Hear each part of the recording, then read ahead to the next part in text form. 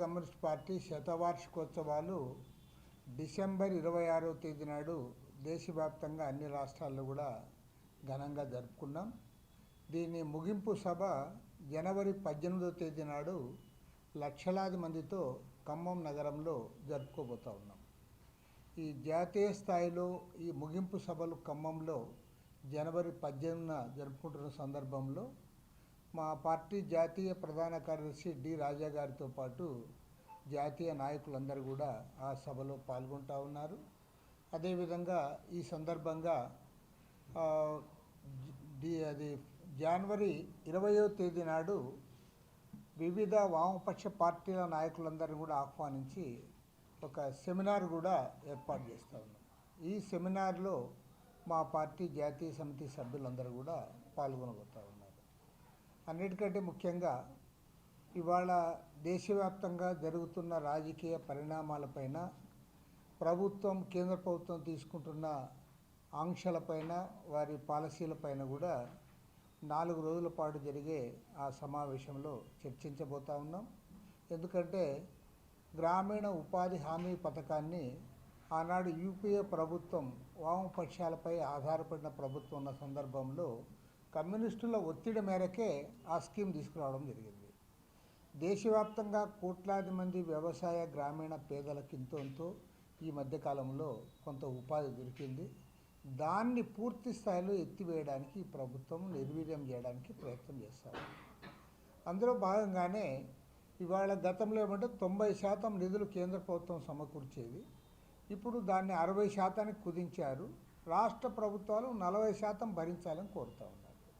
కాబట్టి ఏమంటే ఏ రాష్ట్ర ప్రభుత్వం కూడా, మన ఆంధ్రప్రదేశ్ ప్రభుత్వం లాంటివి అన్నీ, కాబట్టి ఎవరు కూడా 40% భరించే పరిస్థితి ఉండదు.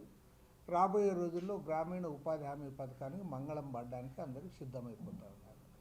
తర్వాత ఎక్కడ పని పెట్టాలి, ఏ జిల్లాలో పని పెట్టాలి, ఎలాంటి పని పెట్టాలి అనేది కూడా అది కూడా సెంట్రల్ గవర్నమెంటే నిర్ణయిస్తుంది. కాబట్టి అర్థం ఏమంటే రాష్ట్ర ప్రభుత్వాలు డబ్బులు ఇవ్వాలి తప్పితే వాళ్ళకేమీ దాంట్లో అధికారం లేకుండా చేసి ఫెడరల్ వ్యవస్థకే భంగం కలిగించే రీతిలో దీంట్లో మార్పులు తెచ్చి ఇవాళ కేంద్ర ప్రభుత్వం నిర్వీర్యం చేయడానికి ప్రయత్నం చేస్తూ ఉంది. పైగా ఈ ప్రభుత్వం నిస్సిగ్గుగా మహాత్మా గాంధీని సాక్షాత్తు పార్లమెంట్లోనే అవమానిస్తూ ఉంది. మహాత్మా గాంధీ పేరు దానికి తొలగించారు. పైగా ఎందుకు తొలగించారో వారే చెప్పలేకపోతూ ఉన్నారు. కాబట్టి ఏమంటే బరి తెగించి స్వాతంత్ర సమరయోధుల వైపు అవమానిస్తున్న ఈ ప్రభుత్వము, బీజేపీ, ఆర్ఎస్ఎస్ ఇవాళ మహాత్మా గాంధీని కూడా కించపరిచే పద్ధతిలో ఈ పథకానికి ఆ పేరు తొలగించారు. కాబట్టి దీనిపైన రేపు సమావేశంలో సుదీర్ఘంగా చర్చిస్తూ ఉన్నాం. రెండవ ప్రధానమైన అంశం ఏమంటే చాలా డేంజరస్ అంశం ఇది. దేశవ్యాప్తంగా ఏ రాష్ట్రంలో కూడా ఉద్యమాలు రాకూడదు.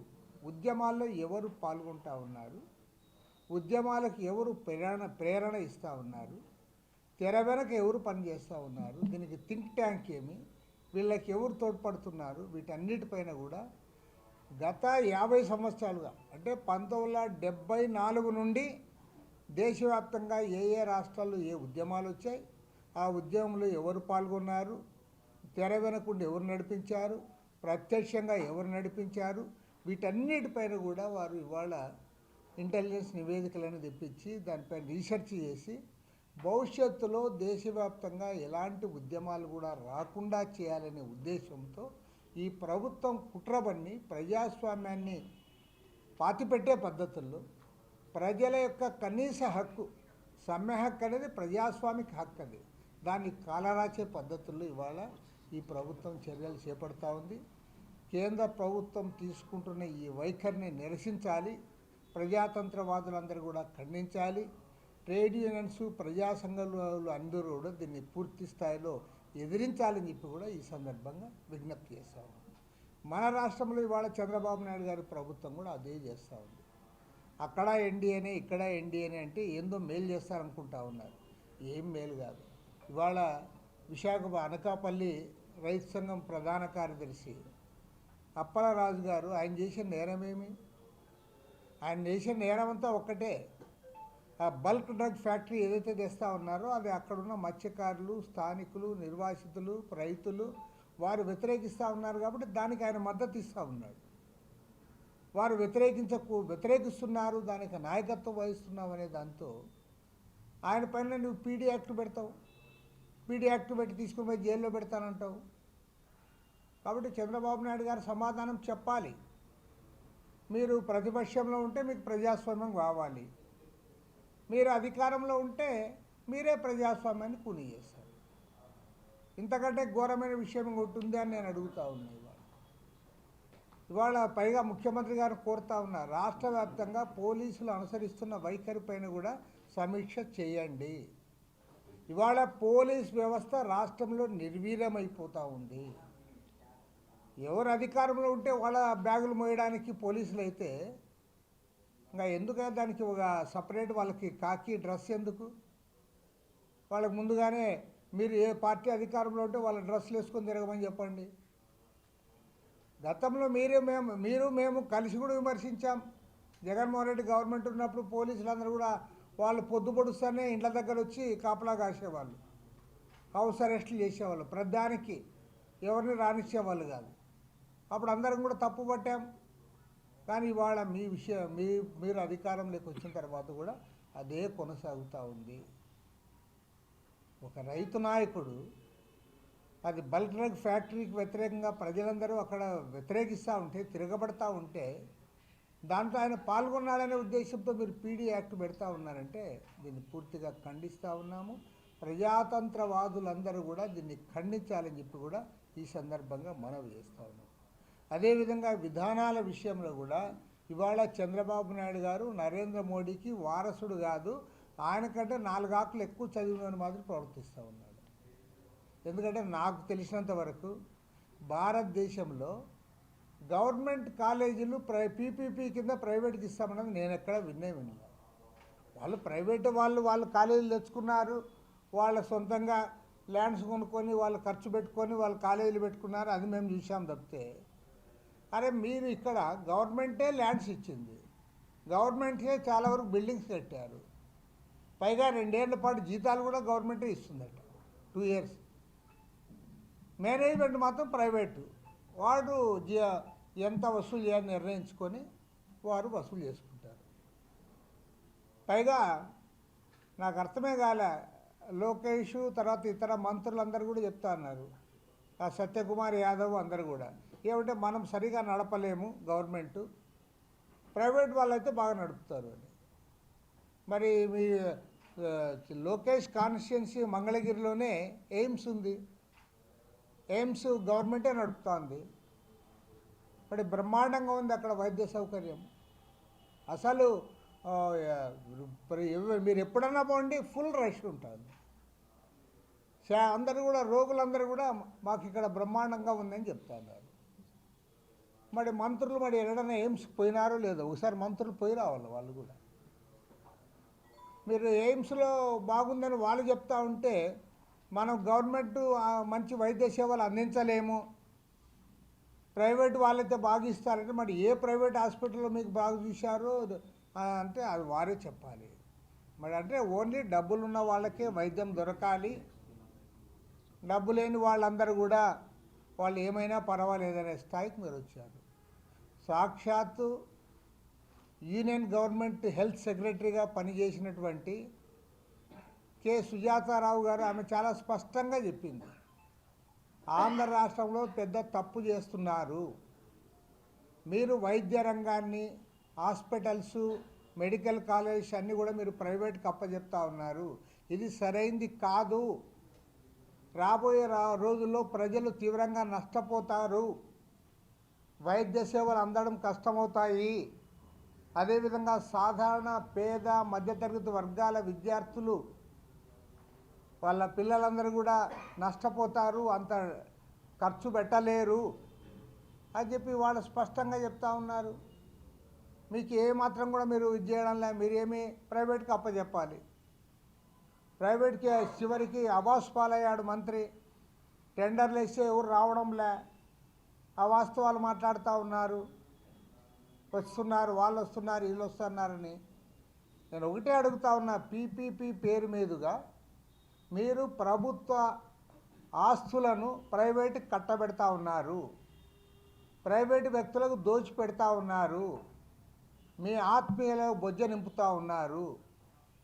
కాబట్టి ఇప్పటికైనా సరే ముఖ్యమంత్రి గారు ఫాల్స్ ప్రెస్టేజ్కి పోకుండా, ఇది పక్కా ఫాల్స్ ప్రెస్టేజ్, ఇది ప్రతిష్టకు పోతా ఉన్నాం అనవసరంగా. పీపీపీనే బెస్ట్, P4 కావాలి, పీపీపీలో P4లో ఎవరు బాగుపడ్డారో మాకు చెప్పు. నువ్వంతా కూడా వాళ్ళకి దోచిపెట్టి వాళ్ళకి ఇస్తానంటే మాత్రం దీన్ని అంగీకరించే సమస్య లేదు. రాష్ట్ర వ్యాప్తంగా అన్ని రాజకీయ పార్టీలు, విద్యార్థి యువజన సంఘాలు, మేధావులందరూ కూడా వ్యతిరేకిస్తూ ఉన్నారు. ఇప్పటికైనా సరే ముఖ్యమంత్రి గారు తన నిర్ణయాన్ని మార్చుకొని ప్రభుత్వం ఆధ్వర్యంలోనే ఆ కాలేజీలు నడపాలని చెప్పి కూడా సిపిఐ తరఫున మేము డిమాండ్ చేస్తున్నాం. వారికి ఒకటే చెప్తా ఉన్నా, మీరు అడ్డదిడ్డంగా భూములను తీసుకుంటామంటే సరైనది కాదు. వాళ్ళ రాష్ట్ర రాజధాని అమరావతి కోసం మీరు ల్యాండ్స్ తీసుకున్నారు, అప్పుడు మేము కూడా సహకరించాం, అన్ని పార్టీలు కూడా అంగీకరించాయి అమరావతి రాజధానిగా ఉండాలని. ఆ రోజు మీరు ల్యాండ్స్ తీసుకున్నారు, రైతులు కూడా ముందుకొచ్చారు. కానీ ఇవాళ రైతులే మీ వాళ్ళ అసంతృప్తి వ్యక్తం చేసే పరిస్థితి వచ్చింది. 11 ఏళ్ళు కంప్లీట్ అయిపోయింది మీరు ల్యాండ్స్ తీసుకొని. వాళ్ళకి ఎవరికైతే ల్యాండ్ పూలింగ్ కింద ల్యాండ్ ఇచ్చారో వాళ్ళకి కనీసం ఇంతవరకు పట్టాలు ఇవ్వరు మీరు. కాబట్టి ఏమంటే మీరు నేను ఒకటి మాత్రం గ్యారంటీ చెప్తాను, ఓకే మీరు చేసినవన్నీ విమర్శించాలని మా ఉద్దేశం కాదు. ఇవాళ పెన్షన్ 4000 ఇస్తూ ఉన్నారు, మన సంతోషం, ఇంతో పెన్షన్దారులందరూ కూడా హ్యాపీగా ఉన్నారు. కానీ ఈ రాష్ట్రంలో రైతులు మాత్రం అది ఏ మూలకు పోయినా, మన ఇచ్చాపురం నుండి హిందూపురం వరకు ఎక్కడైనా పోండి రైతులందరూ కూడా తీవ్రమైన అసంతృప్తితో ఉన్నారు. చివరికి అమరావతి రైతులు కూడా అసంతృప్తితో ఉన్నారు. ఇక్కడ కూడా ఆల్రెడీ భోగాపురం ఎయిర్పోర్టు ఉంది, భోగాపురం ఎయిర్పోర్టు మీరు డెవలప్ చేయండి. పైగా విమానయాన మంత్రి కూడా మన రామ్మోహన్ నాయుడే ఉన్నాడు, మంచిదే చేయండి. మళ్ళీ ఇంకోటి ఏదో ఇది లగేజ్ కోసము, దాన్ని ఏమంటారు, కార్గో కోసము ఒక ఎయిర్పోర్ట్ అండి. మరి కార్గో కోసం ఎయిర్పోర్ట్ ఉంటుందో నాకైతే తెలియదు, మరి ఎక్కడో ఫారిన్లో ఉందేమో తెలియదు. మన ఇండియాలో అయితే నేనేమి ఎక్కడా వినలే అది, లేదా? ఓకే, మరి నువ్వు కార్గో కోసం ఒక ఎయిర్పోర్ట్, అసలు నాకు అర్థమే కాలే. రామ్మోహన్ నాయుడు మరి ఎందుకు చేస్తున్నాడు? మంచి పనులు చేయండి. మీరు విమానాలు వాళ్ళ ఇష్టారాజ్యంగా వాళ్ళు ఎట్లా పడితే అట్లా రేట్లు పెంచి దోపిడీ చేస్తున్నారు. నువ్వేం మాట్లాడలేవు. నిజంగా మొన్న టీవీలో రామ్మోహన్ నాయుడు చూసి నాకు కూడా జాలి కలిగింది. అరే ఏరా మనవాడు ఇంత ఇబ్బంది పడుతున్నాడు. నీవు అసలు మీకు ఏమన్నా ఉంటే కదా, వాడు ఇండిగో వాడు అనుకున్నట్టు, ఎయిర్ ఇండియా వాళ్ళు అనుకున్నట్టు, విమానాలన్నీ వాళ్ళు అనుకున్నవే చేస్తారు. మీరు నిమిత్త మాత్రులు. అర్నాబ్ గోస్వామి ఏమో అసలు గాలి పీకుతాడు ఒకేసారి, ఎట్లా పడితే అట్లా మాట్లాడతాడు. దానికి కారణం ఎవరు? మీ ప్రభుత్వ విధానమే కారణం. ప్రభుత్వం అంతా కూడా ప్రైవేట్ వాళ్ళకి అన్నీ అప్పజెప్పి వాళ్ళ ఇష్టారాజ్యానికి వదిలిపెట్టి వాడెవడూ భయపడు, ఏం భయపడు, నువ్వేం చేయలేవు, నిమిత్త మాత్రం నువ్వు. లేకపోతే ఎప్పుడే అది విమాన ప్రమాదం జరిగింది, ఇంతవరకు రిపోర్ట్ రాలే. విమాన ప్రమాదం జరిగి 6 నెలల పైనే ఉంటుంది. అసలు అంతమంది చనిపోతే ఇంకా ఎంక్వైరీ చేస్తూనే ఉంటారా? వాడికే పని, ఇంకా వేరే ఎంక్వైరీ చేసేవాడికి కనీసం ఒక వారమో 10 రోజులో లేదా ఒక నెల రోజుల్లో రిపోర్ట్ ఇవ్వలేడా? ఎందుకంటే మీ ప్రభుత్వం చేతగానిది. ఈ ప్రభుత్వం కార్పొరేట్లకు ఊడిగం చేస్తున్న ప్రభుత్వం ఇది. నరేంద్ర మోడీ అమిత్ షానే అపని చేస్తూ ఉంటే రామ్మోహన్ నాయుడు ఏం చేస్తాడు? అర్నాబ్ గోస్వామి నరేంద్ర మోడీని అమిత్ షాని ఏమనలేక అదేదో చెప్తాడు చూడు, తడక దొబ్బినాడు ఎవరు అంటే పెళ్లి కానివాడు అని సామెత. అట్లా పాపం ఇతను అంటున్నాడు అంతే. నీవు అసలు మీ గవర్నమెంటే వాడికి అమ్ముడు పోయింది, కార్పొరేట్లకి వాళ్ళకు ఊడిగం చేస్తూ ఉంది, వాళ్ళకి సరెండర్ అయ్యింది, వాళ్ళు ఏం చెప్తే అదే జరుగుతుంది, వాళ్ళు ఇష్టారాజ్యంగా దోపిడీ చేస్తూ ఉన్నారు ప్రయాణికులను. కాబట్టి అది చేయలేక, వాళ్ళ పేరుని కంట్రోల్ చేయలేక ఇది చేయడం కరెక్ట్ కాదు. ఏదేమైనా సరే ఈ కార్గో విమానాశ్రయం విషయంలో మాత్రం ప్రభుత్వం ఆలోచించాలి. రైతులకు ఇబ్బంది లేకుండా మీరు చేయండి. తర్వాత చేసేటప్పుడు ఒకటి మాత్రం క్లియర్గా ఎక్కువ తీసుకుంటే తప్పు లేదు, కానీ వేల ఎకరాలు ఇప్పుడు 54,000 ఎకరాల భూములు అమరావతి ప్రాంతంలో ప్రభుత్వం చేతిలో ఉన్నాయి. 54,000 ఎకరాలు. నువ్వు అక్కడ బ్రహ్మాండంగా రాజధాని కట్టు, తర్వాత ఎవరంతకు వాళ్ళే డెవలప్ అవుతారు. మళ్ళీ కావాలి, మళ్ళీ ఎందుకు కావాలి అంటే ఇంకా 5,000 ఎకరాలు నాకు ఎయిర్పోర్ట్ కావాలి. తర్వాత మరి అపహాస్యం చేసే పద్ధతిలో 1,500 ఎకరాలు రైల్వే స్టేషన్ అంట. 1,500 ఎకరాల రైల్వే స్టేషన్ ప్రపంచంలో ఎక్కడైనా ఉందా? నేను అసలే ఈవెన్ మన విజయవాడ రైల్వే స్టేషన్ 10-15 ఎకరాలు ఉంటే ఉంటుంది, అంతే. 10 ఎకరాలు ఉంటుంది, అంతకంటే ఎక్కువ ఉండదు. మరి విశాఖపట్నం రైల్వే స్టేషన్ ఇంకా తక్కువ ఉంటుంది. 1,500 ఎకరాల రైల్వే స్టేషను అంటే ఇష్టారాజ్యంగా భూములన్నీ మీ చేతుల్లో తీసుకొని దానిపైన మేము రియల్ ఎస్టేట్ వ్యాపారం చేయడానికి ఉపయోగపడుతుందని అంటే అది రైతులు ఆమోదించరు. దాన్ని తీవ్రంగా తప్పుపడతా ఉన్నాం, ఖండిస్తూ ఉన్నాం. ఇక్కడ కూడా మీరు భోగాపురం ఎయిర్పోర్ట్ డెవలప్ చేయండి, కావాలంటే కార్గో కూడా అక్కడ పెట్టండి కొద్దిగా.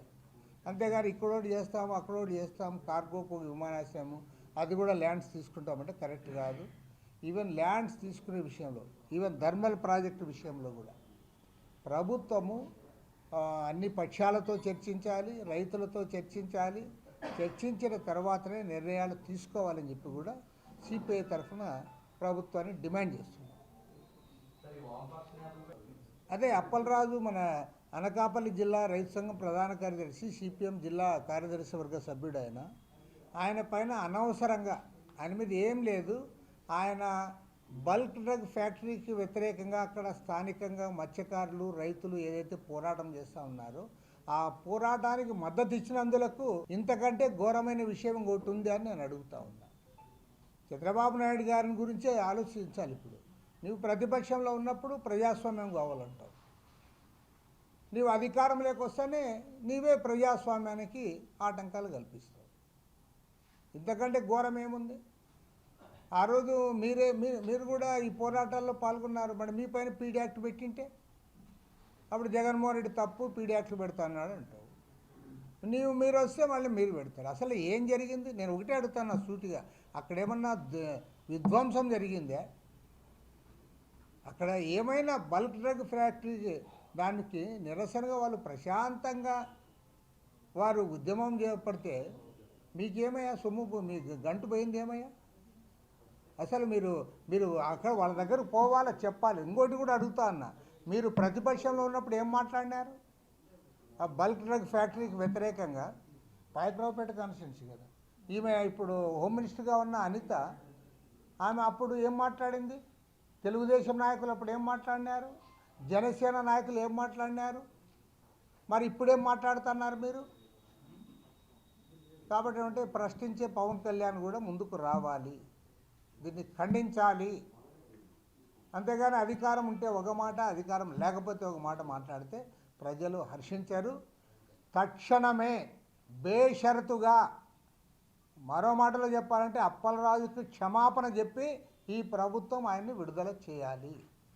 లేకపోతే రాష్ట్ర వ్యాప్తంగా వామపక్షాలే కాదు, కలిసి వచ్చే ఇతరులు అందరూ కూడా కలుపుకొని భవిష్యత్ ఉద్యమానికి కూడా శ్రీకారం చుడతాం. సంఘాలందరూ కూడా వ్యతిరేకిస్తూ ఉన్నారు. ఫిబ్రవరి 12వ తేదీ నాడు దేశవ్యాప్తంగా కూడా వామపక్ష ట్రేడ్ యూనియన్లు, ఇతర జాతీయ ట్రేడ్ యూనియన్లు అందరం కూడా కలిసి పెద్ద ఎత్తున పోరాటానికి పిలుపునిచ్చినాయి. ఆ పోరాటానికి సిపిఐ తరఫున సంపూర్ణంగా మద్దతు ప్రకటించడమే కాదు, ప్రత్యక్షంగా ఆ ఆందోళనలో పాల్గొంటాం.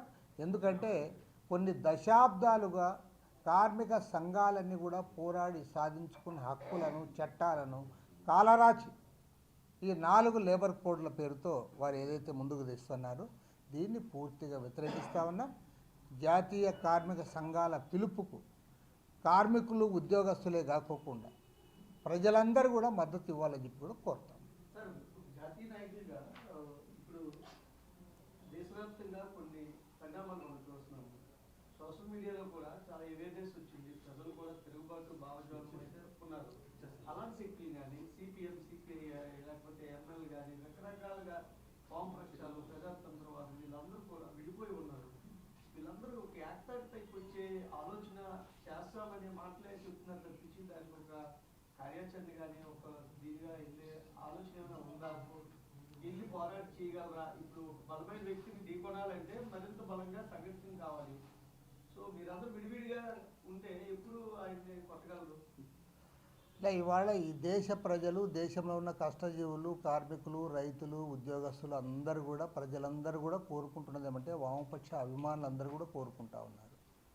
కమ్యూనిస్టులందరూ కూడా ఏకం కావాలనే భావన అందరి నుంచి కూడా వస్తూ ఉంది. పైగా ఇవాళ నరేంద్ర మోడీ ప్రభుత్వం అధికారంలోకి వచ్చిన తర్వాత, ఈ 12 ఏళ్ల పరిపాలన చూసిన తర్వాత, ఈ బాధలు, ఇబ్బందులు, కష్టాల్లో ఉన్న ప్రజలందరూ కూడా ఈ పోరాటాలు బాగా జరగాలని కూడా కోరుకుంటా ఉన్నారు. కాబట్టి సిపిఐగా మేము స్పష్టంగా చెప్తున్నది ఏమంటే, భారతదేశంలో కమ్యూనిస్ట్ పార్టీ చీలిపోవడం వల్ల, రకరకాల గ్రూపులుగా ఏర్పడడం వల్ల చాలా వరకు మనం నష్టపోయాము. ప్రజల యొక్క సమస్యలు పూర్తి స్థాయిలో మనం పోరాటాల వైపు తీసుకొని పోలేకపోతూ ఉన్నాము. పైగా ప్రతీప శక్తులు, అభివృద్ధి నిరోధక శక్తులు, మతోన్మాద శక్తులు కేంద్రంలో అధికారాన్ని చేజిక్కించుకొని ఇవాళ మొత్తం వ్యవస్థలంతా తమ గుప్పెట్లో పెట్టుకొని ఈ దేశ రాజ్యాంగాన్నే మార్చడానికి ప్రయత్నాలు చేస్తూ ఉన్నాం. కాబట్టి ఈ తరుణంలో సిపిఐగా మేము కట్టుబడి ఉన్నాం. కమ్యూనిస్టు ఉద్యమ పునరేకీకరణ జరగాలి. దేశవ్యాప్తంగా ఉన్న వామపక్ష పార్టీలు, కమ్యూనిస్ట్ పార్టీలు అన్నీ కూడా ఒకే పార్టీగా ఏర్పడాలని చెప్పి మేము కోరుతా ఉన్నాం. మరి ఈ విషయంలో ఇతర కమ్యూనిస్ట్ పార్టీలు కలిసి పోరాటం చేద్దాం, పోరాడే క్రమంలో మనం ముందుకు సాగుదామని చెప్పి చాలా పార్టీలు ముందుకు వస్తూ ఉన్నాయి. ఇది ఎంత తొందరగా జరిగితే అంత మంచిది, ఈ దేశానికి మంచిది, కమ్యూనిస్ట్ పార్టీలకు మంచిది, కోట్లాది మంది పేద ప్రజలకి, కష్టజీవులకి మరింత మేలు జరిగే అవకాశం ఉంటుంది. మీరు అన్నట్లు ఖచ్చితంగా అది జరగాలి, జరిగి తీరాలి.